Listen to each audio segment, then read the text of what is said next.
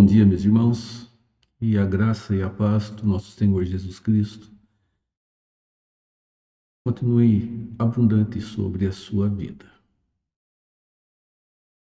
Nós vamos orar ao nosso Deus e depois continuamos para o estudo da palavra do Senhor. Amado Deus, mais um dia o Senhor está nos concedendo e nós te somos gratos por ele. Porque nessa manhã o Senhor já renovou sobre nós a tua misericórdia. Senhor Pai, de maneira muito rica e especial, está nos dando tudo aquilo que precisamos para viver esse dia, para enfrentar as lutas, ó Deus, e sairmos vencedores nelas. E sabemos, Senhor, que para isso nós precisamos estar atentos à tua vontade, ao teu querer. Estarmos atentos, ó Deus, ao que o Senhor, através da tua santa palavra, nos diz. Nos abençoe para que tenhamos compreensão da tua verdade. Ilumine o nosso entendimento, Pai. Pedimos, Senhor, em nome de Jesus. Amém. Vamos louvar a Deus e nós já voltamos.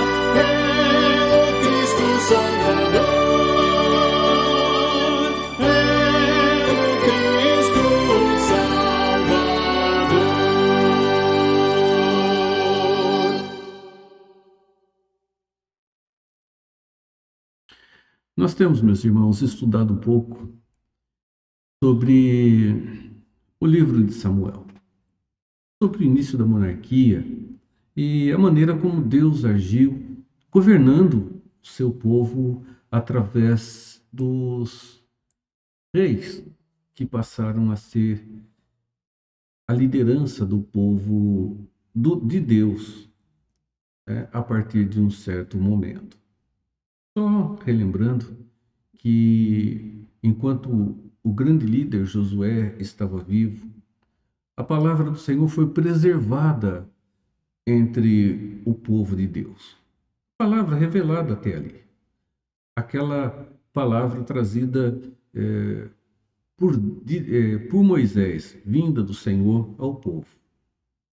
E logo no início do livro de Josué, Deus deixa muito claro que para que as coisas caminhassem bem e houvesse sucesso na caminhada, era preciso que Josué observasse atentamente toda a lei que ele havia aprendido.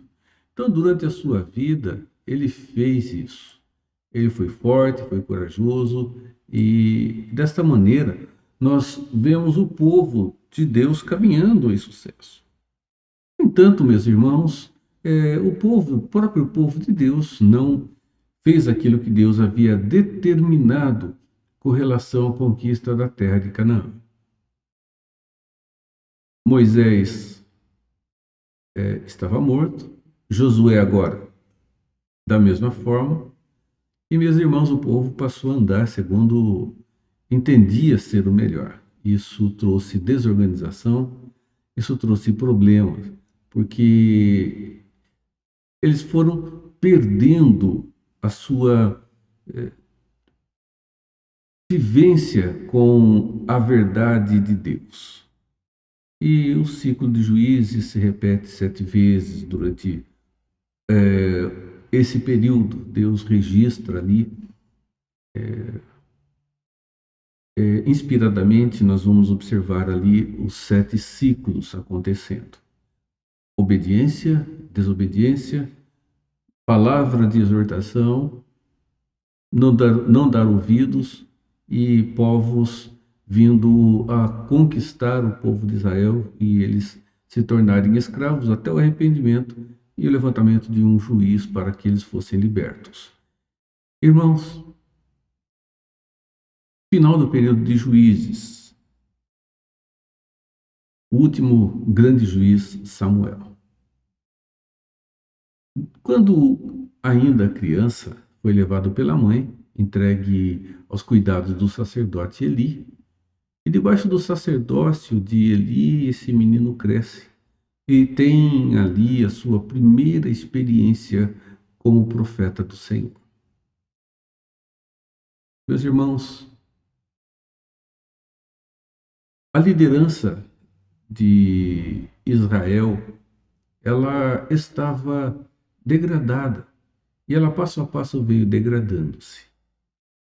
E essa degradação trouxe sérios problemas para a vida daqueles que estavam vivendo essa degradação como líderes. Dessa forma, nós observamos que o afastamento da palavra de Deus traz consequência direta e consequência muito trágica e difícil para qualquer um de nós. Nós vamos olhar um pouco para as Escrituras e para esse momento particular da vida de Israel.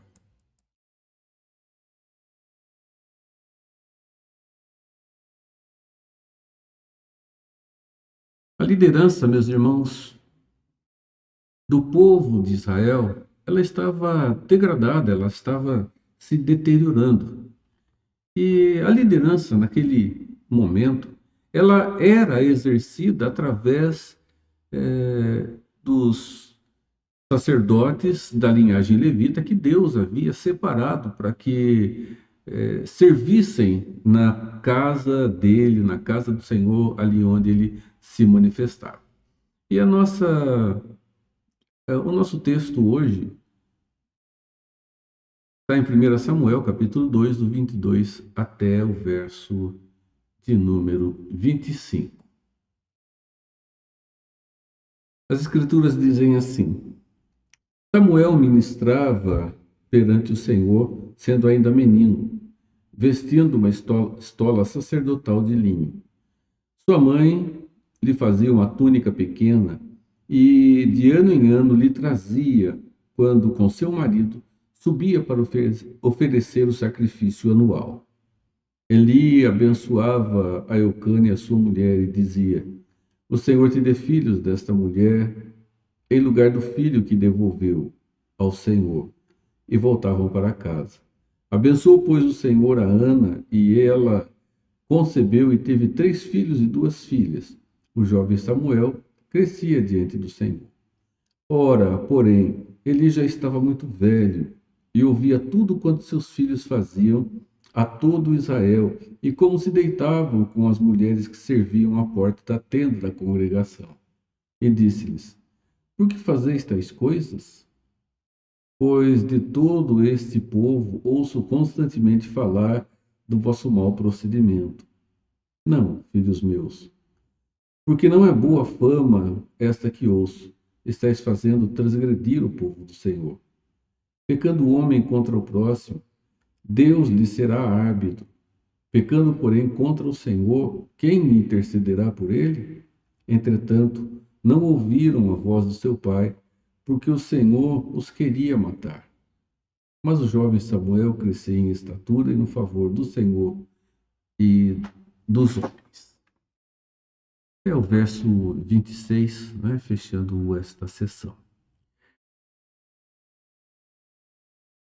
A liderança, meus irmãos, da casa de Eli, que era liderança sacerdotal, ela estava estagnada. Os filhos de Eli, que faziam o trabalho sacerdotal, ela não correspondia de maneira direta àquilo que Deus havia dito e havia determinado, inclusive, como ação que eles deveriam ter. E eles começaram, meus irmãos, a andar por caminhos que não agradavam ao Senhor, caminhos de pecado. Isso, meus irmãos, fez com que as características do sacerdócio levítico fossem adulteradas, fossem deturpadas. Levíticos 21, 6 e 7 diz assim: Santos serão a seu Deus, e não profanarão o nome do seu Deus, porque oferecem as ofertas queimadas do Senhor, o pão de seu Deus, portanto serão santos. Não tomarão mulher prostituta ou desonra, nem tampouco mulher repudiada de seu marido, pois o sacerdote é santo a seu Deus. Deus havia deixado bem claro que aquilo que eles não deveriam fazer, aquilo que estaria degradando, desonrando o ofício que Deus havia colocado em suas mãos. Assim, meus irmãos, Deus não deixa sem culpa, sem peso da sua mão o culpado. Nós vamos ver Deus agindo e punindo os filhos de Eli. Afinal de contas, eles eram sacerdotes, eles conheciam a lei de Deus, eles conheciam a revelação do Senhor e eles não fizeram caso nenhum dessa liderança. Meus irmãos, eles abandonaram as virtudes que o sacerdote deveria ter e que acabamos de ver dentro do livro de Levítico. Conheciam a lei, no entanto, eles desprezaram essa lei como se ela não fosse importante. Vamos ver um pouquinho sobre isso. O que vai nos ensinar essa degradação dos filhos de Eli? Bem, primeiro, meus irmãos, é que nós precisamos valorizar aquilo que recebemos do Deus Santo e do Deus Todo-Poderoso. Vamos lembrar, meus irmãos, que vivemos pela graça. Isso significa que tudo aquilo que temos, tudo aquilo que há em nós, tem a fonte originada em Deus, o Deus Todo-Poderoso. Ela não se origina em nós mesmos. Nós recebemos do Senhor essas dádivas. Então nós precisamos estar atentos a isso e sabermos dar valor àquilo que o próprio Deus está nos concedendo. Quando nós falamos em graça, falamos em absolutamente tudo. Tudo que fazemos, que somos, que vivemos, tem a sua origem em Deus. Origem no Deus Todo-Poderoso. E, meus irmãos, nós precisamos dar valor àquilo que Deus, o Senhor Todo-Poderoso, concede a nós. Aquilo que Deus coloca em nossas mãos. Porque, afinal de contas, cada um de nós não é senão um grande mordomo do Senhor. Tudo pertence a Ele. Nós somos simplesmente e meramente administradores. Estamos administrando o que é do Senhor, o Deus Todo-Poderoso. O mandato cultural nos mostra isso. Deus nos deu a responsabilidade de cuidar da própria criação. Deus nos dá dons, nos dá condições para realizar isso. para vivermos em serviço uns aos outros. O pecado deturpou tudo isso, o pecado trouxe peso sobre a nossa vida, sobre o nosso coração, e dessa maneira nós vivemos, meus irmãos, de maneira imperfeita tudo isso. Mas para os filhos de Deus não há justificativa para não viver e não fazer tudo da maneira como Deus quer, ou pelo menos caminhar em direção a isto. E melhorar e aperfeiçoar a sua relação de vida mais e mais a cada dia, porque Deus é aquele que efetua em nós tanto querer quanto realizar. Então, meus irmãos, é a nossa ação, é o nosso desempenho, é o fazer que nós precisamos ter diante de nós.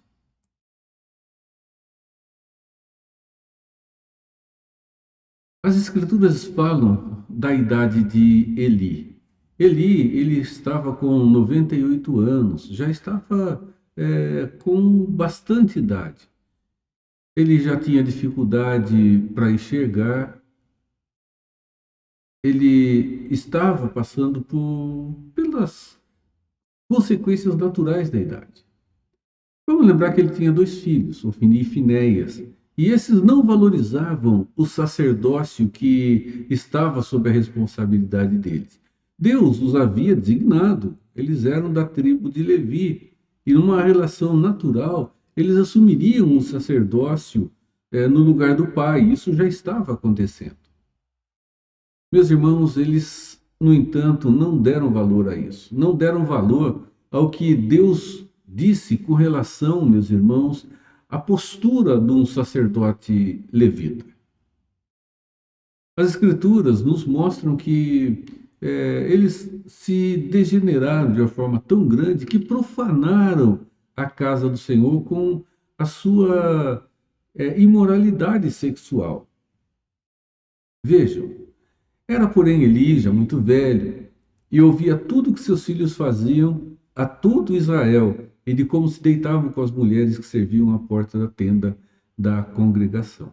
Ele ouvia tudo aquilo que eles faziam a Israel e de como eles namoravam aquelas prostitutas, aquelas mulheres que se prostituíam na entrada da tenda da congregação, aquelas mulheres que estavam ali, estavam servindo ali.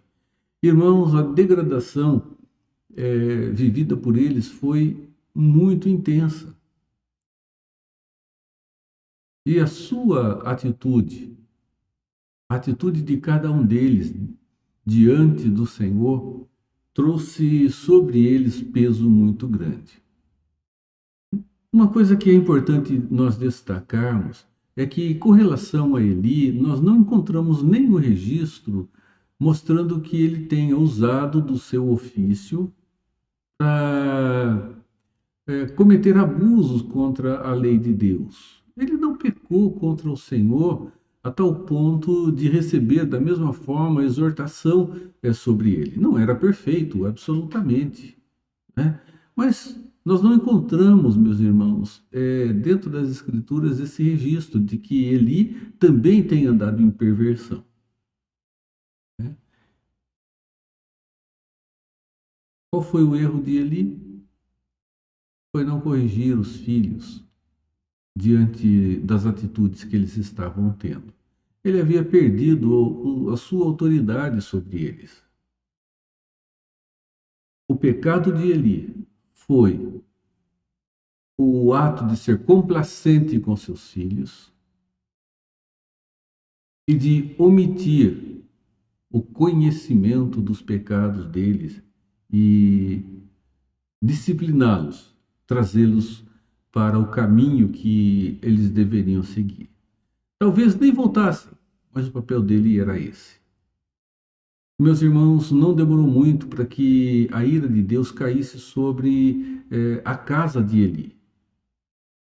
Não demorou muito tempo. Veja, naquele dia suscitarei contra Eli tudo quanto tenho falado com respeito à sua casa. Começarei e o cumprirei. A sentença estava, né, estava afirmada, ela aconteceria. E, meus irmãos, os filhos de Eli fizeram uma troca terrível, uma troca que não vale a pena. Os filhos de Eli, eles tiveram sua preferência, e a sua preferência não era o Senhor. A sua preferência eram os prazeres temporais e momentâneos, e não aqueles prazeres lícitos, legítimos, mas aqueles, meus irmãos, que iam contra a vontade do Deus Todo-Poderoso. Vejam o que Paulo diz, escrevendo a Timóteo.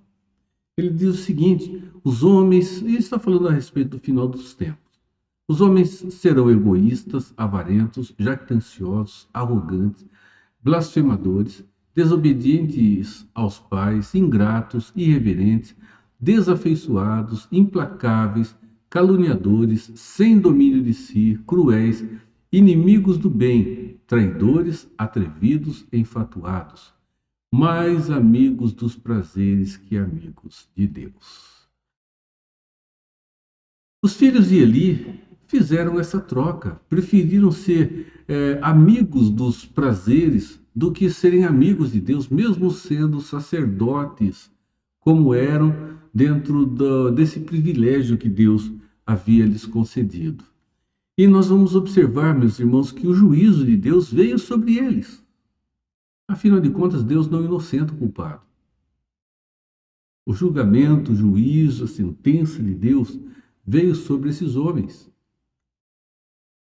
Capítulo 2, verso 25 de 1 Samuel diz assim: pecando o homem contra o próximo, Deus lhe será árbitro.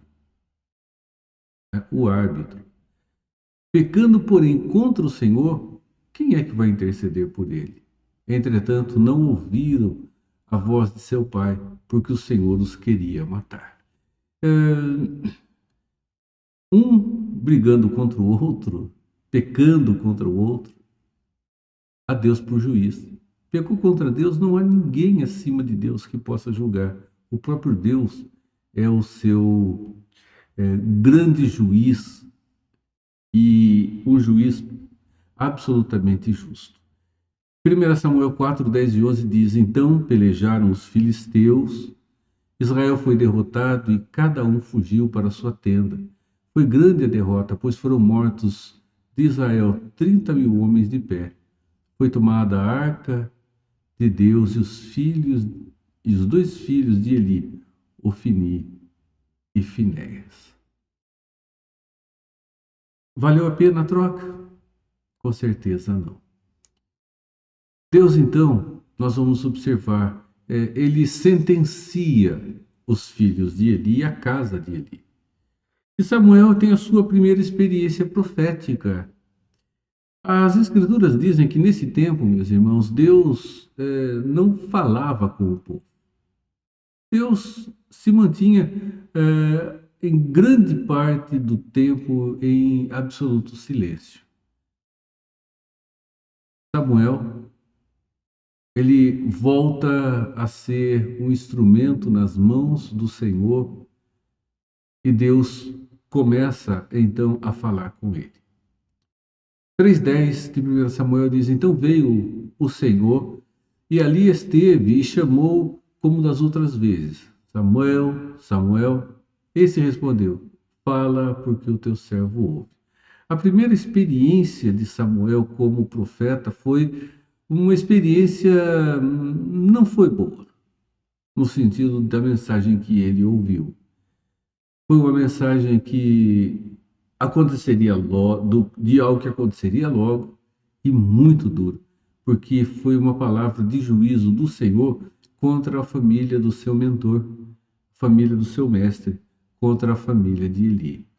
Meus irmãos, é bom nós lembrarmos que Deus não faz acepção de pessoas. Ele não leva, meus irmãos, em conta quantos anos alguém tenha. Quando se trata de fazer a vontade dele, ele faz a sua vontade, ele manifesta-se e, meus irmãos, sendo maior ou menor a idade, o juízo dele se apresenta. Nós observamos, meus irmãos, isto na palavra de Deus. Veja o que diz. Ficou Samuel deitado até pela manhã, então abriu as portas da casa do Senhor, porém temia relatar a visão a Eli.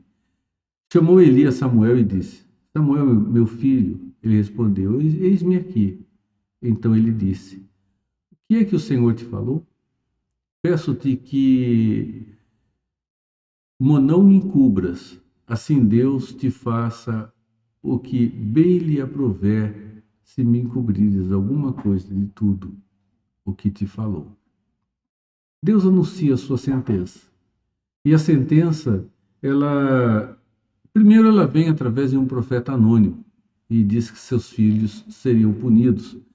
Diz assim: Veio um homem de Deus a Eli e lhe disse: Assim diz o Senhor: Não me manifestarei, na verdade, à casa de teu pai, estando os israelitas ainda no Egito, na casa de Faraó?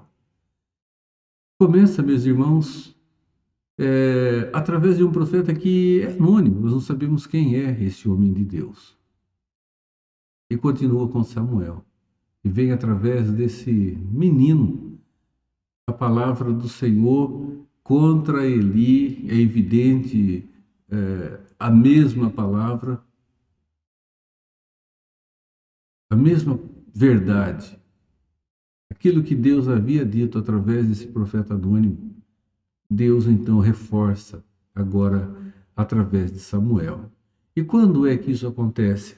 Quando os filisteus invadem o território de Israel e ali causa uma mortandade muito grande. Ali, meus irmãos, teve muita morte, milhares e milhares de pessoas morrendo. Eles tomam também a Arca da Aliança.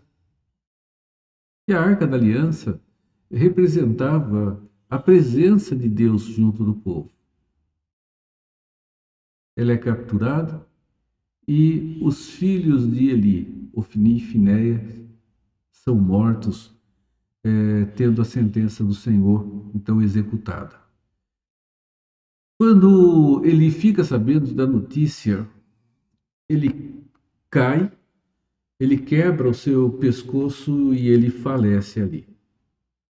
E nesse contexto, a sua nora dá à luz a um menino e dá o nome dele de Icabô. Icabô. Significa a glória de Deus. Ela foi embora, ela se foi. E isto, meus irmãos, porque a Arca da Aliança havia sido capturada. Os filisteus capturaram, levaram a Arca da Aliança. E assim, logo depois, falece também a sua nora. Meus irmãos, quanta tragédia se abatendo sobre a família desse grande líder. Muita tragédia. A família de Eli vive uma situação de desgraça muito grande.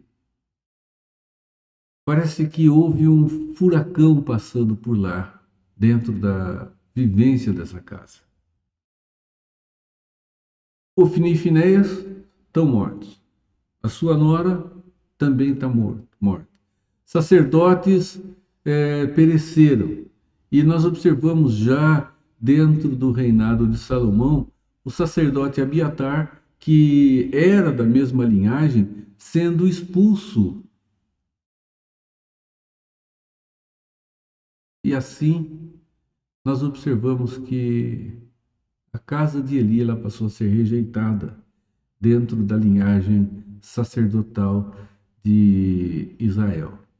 Foram 130 anos até que tudo acontecesse. Irmãos, nunca nos esqueçamos que Deus vai manifestar a sua justiça e o seu juízo sobre a vida daquele que está caminhando em pecado. Todo pecado contra Deus, ele tem julgamento e ele tem sentença. Isso nos faz pensar um pouco sobre pecado em nossa própria vida. Não dá para imaginar, meus irmãos, que o pecado ele não terá nenhum peso sobre o que fazemos. Podemos fazer tudo do jeito que quisermos, que afinal de contas Deus é amor, misericórdia, e ele não vai chegar e punir alguém. Afinal de contas, cada um caminha segundo aquilo que entende ser o melhor caminho para a sua vida, o melhor caminho para a sua caminhada, né? Como o juiz disse, não havia ainda rei sobre Israel e cada um fazia aquilo que entendia ser o melhor. E não deu certo. E não dará certo. Porque a nossa caminhada de vida, ela vai sempre ser uma caminhada que, se não for dirigida pela verdade de Deus, ela vai, meus irmãos, caminhar para a tragédia, vai caminhar para momentos também de dor e momentos de tristeza, pessoalmente e para a família que se tem, incluindo os relacionamentos mais próximos.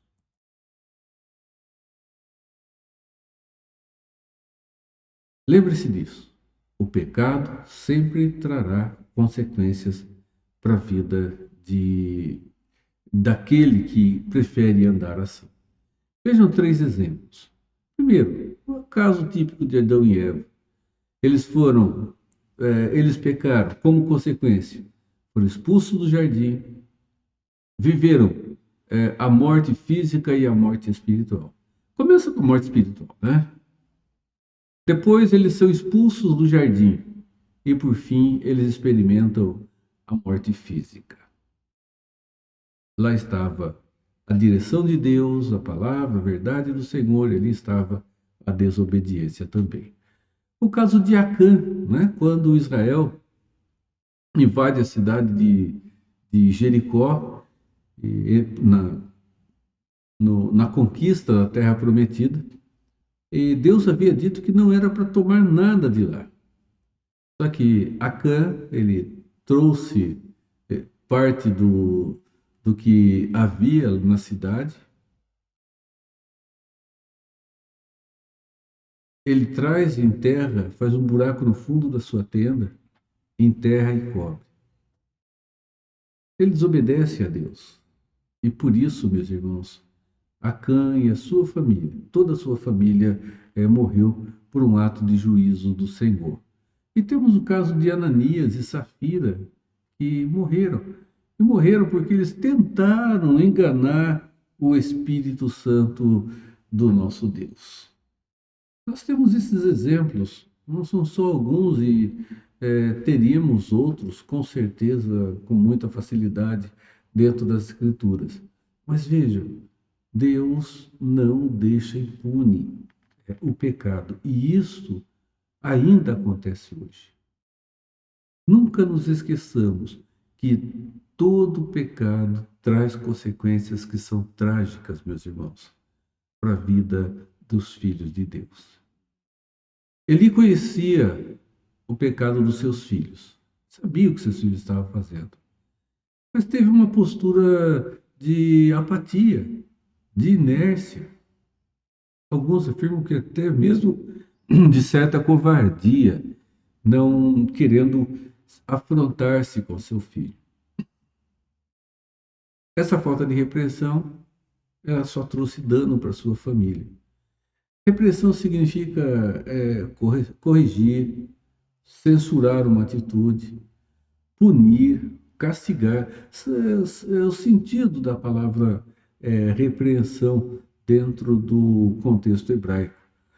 Meus irmãos, nesse mesmo sentido, Deus aplica sobre nós a sua repreensão. Provérbios 3,12 diz o seguinte: porque o Senhor repreende a quem ama, assim como o pai ao filho a quem quer bem. Porque o Deus nos ama, ele nos repreende, ele nos disciplina, porque quer a mudança em nossa própria vida. Irmãos, vamos lembrar que no nosso contexto, a repreensão aplicada da maneira certa, ela se torna bênção para a vida de cada um de nós. Com relação a Deus, da mesma forma, é supremo que as Escrituras dizem com relação a isso. Deus, ele nos disciplina porque ele nos ama e ele faz isso de maneira justa. Nós nem sempre somos justos na maneira de manifestar a repreensão, mas precisamos aprender como fazer. E precisamos aprender também a aceitá-la, porque a repreensão vinda de maneira amorosa, segura, concreta, real, ela se torna abençoadora para a nossa vida. Disciplina rigorosa há para o que deixa a vereda, e o que odeia a repreensão morrerá. Disciplina forte, segura e rigorosa, ela é bênção, meus irmãos, para a nossa vida. Mas vejam, aquele que deixa a verdade rigorosamente é disciplinado. Só que aquele que não aceita a repreensão, ele vai passar por situações muito duras na sua vida. Ele não atentou para a disciplina como deveria acontecer. E o resultado foi que a sua casa padeceu, que a sua casa sofreu diretamente as consequências da sua negligência. Muitos deixaram de acreditar no juízo de Deus hoje. Muita gente acha que Deus hoje não age mais. Talvez, meus irmãos, porque não vemos de maneira tão forte o juízo de Deus como estão registrados nas Escrituras. Será que não? Talvez não atribuamos a Deus, meus irmãos, muitos atos de juízo que vêm sobre a nossa vida. Nunca nos esqueçamos que Deus disciplina porque Ele é santo e faz isso porque Ele precisa ser justo com o seu próprio ser. Nenhum pecado vai passar desapercebido aos olhos de Deus. Nenhum. E Provérbios 15:3 nos diz isso. Porque os olhos do Senhor estão em todo lugar, contemplando os maus e contemplando os bons. Nós podemos errar e vamos errar, meus irmãos, mas não devemos permanecer no pecado, alimentá-lo mais, porque ele vai tomar conta da nossa vida. Nós devemos confessar os nossos pecados e deixar a nossa atitude ir errada. E tudo isso, meus irmãos, de maneira sincera, com arrependimento, de fato. E não só uma mudança de atitude externa, é mudança de coração. É reconhecer o pecado, ficar triste com ele, arrepender-se. E o arrependimento está ligado diretamente com o deixá-lo. Nós caminhamos para encerrar aqui. 1 João 1, 8, 9 e 10 diz assim: Se dissermos que não temos pecado nenhum, a nós mesmos nos enganamos e a verdade não está em nós. Se confessarmos os nossos pecados, Ele é fiel e justo para nos perdoar os pecados e nos purificar de toda injustiça. Se dissermos que não temos cometido pecado, fazemos-lo mentiroso e a sua palavra não está em nós.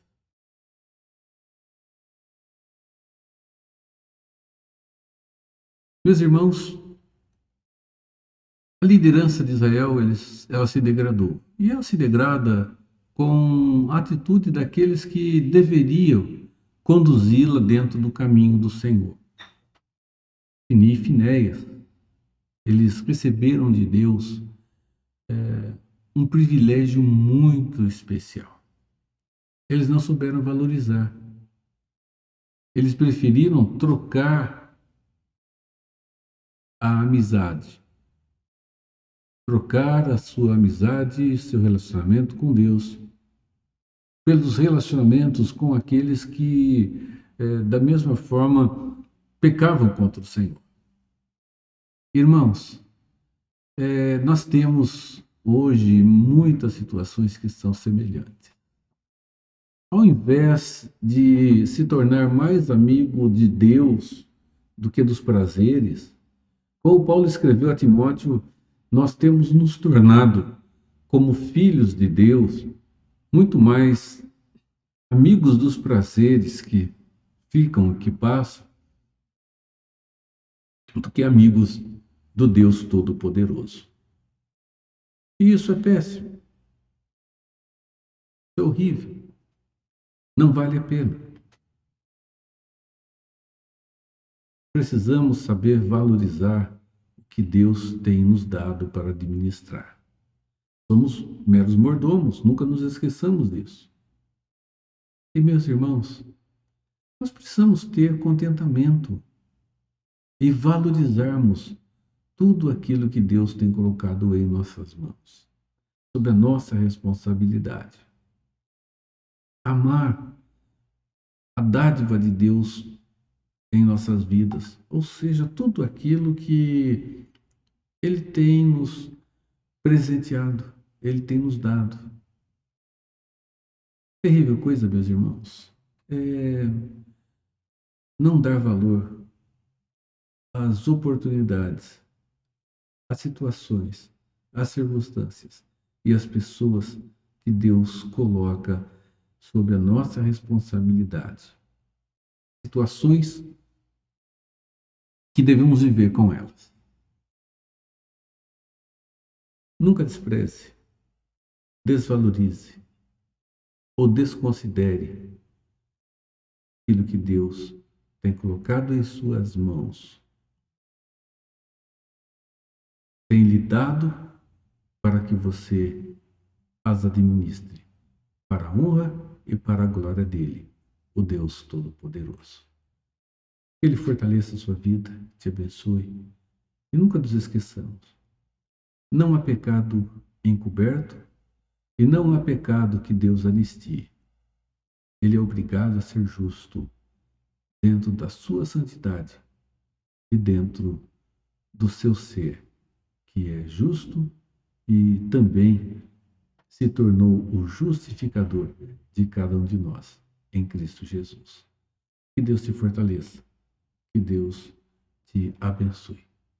Amém. Vamos louvar a Deus e voltamos para encerrar.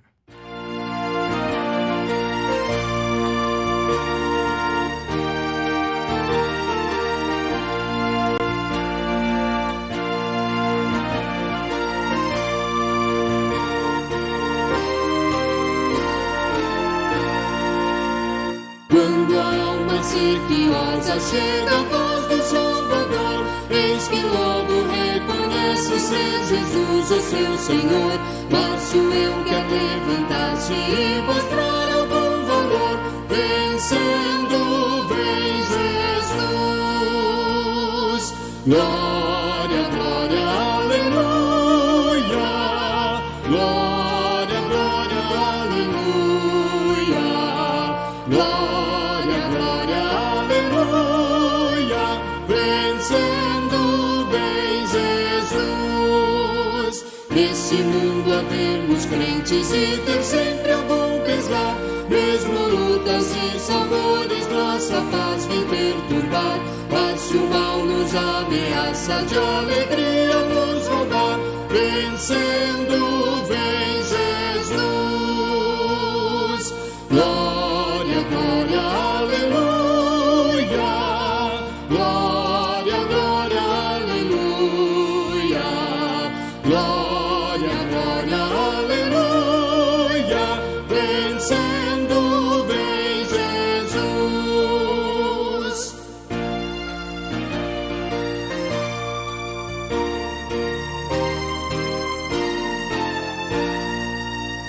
Da verdade fiéis servos lutam por fazer dos seus. Muitas vezes nos assardam os modernos fariseus. Mas se alguém procura ver-nos sem a graça do bom Deus, vencendo vem Jesus. Glória, glória, aleluia. Glória, glória,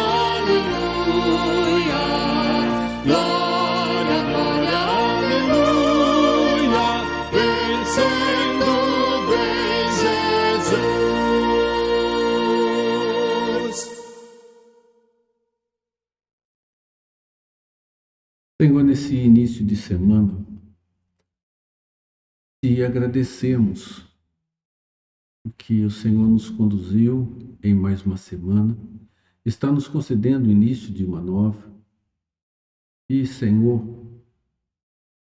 esteja incomodando o nosso coração diante do que fazemos e não agrada ao Senhor, diante dos nossos pecados, para que, Senhor, tenhamos condições de nos arrependermos,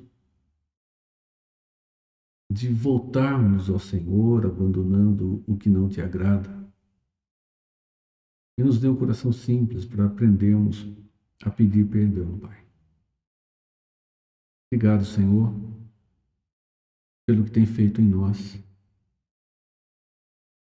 E nos ajude a não termos tolerância, indiferença ou conivência com o pecado, mas a sermos um instrumento nas mãos do Senhor para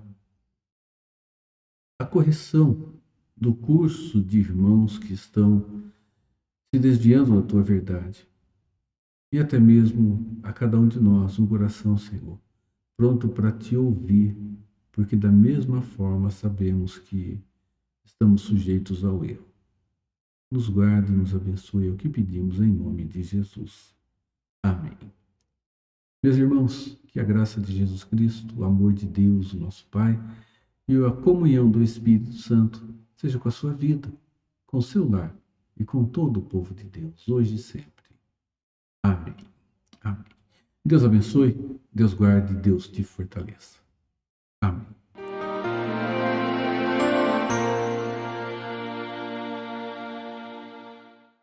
O suicídio é um dos maiores dramas sociais do Brasil e do mundo.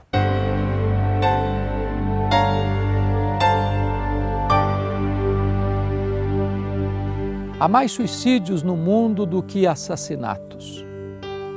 As pessoas estão desesperadas, ceifando a própria vida. O suicídio está presente hoje em todas as classes sociais, em todas as faixas etárias, em todos os grupos religiosos. Crianças, adolescentes, adultos, idosos, doutores, analfabetos, religiosos e não religiosos, estão desistindo da vida, saltando no abismo da morte. Por que as pessoas se matam? Certamente por causa das angústias da alma. Agora em São Paulo, nós estamos aflitos, a imprensa está divulgando isso, porque escolas conceituadas estão vendo alunos tirando a própria vida. E são pessoas que têm boa condição social, que estudam em escolas conceituadas. Mas por que as pessoas fazem isso? Certamente a angústia, a dor, o vazio, a solidão, os dramas familiares, a depressão, filhos órfãos de pais vivos, a separação dos pais, a crise existencial que assola o peito, que angustia a alma. A solução não é o suicídio. A saída não é a morte. O suicídio é um engano, porque o suicídio não encerra a realidade da vida. Nós não somos apenas matéria. A nossa vida prossegue depois da sepultura. Portanto, a saída está em Deus. Ele é o autor da vida. Ele é o mantenedor da vida. Ele é o doador da vida e só Ele tem autoridade para tirar a vida.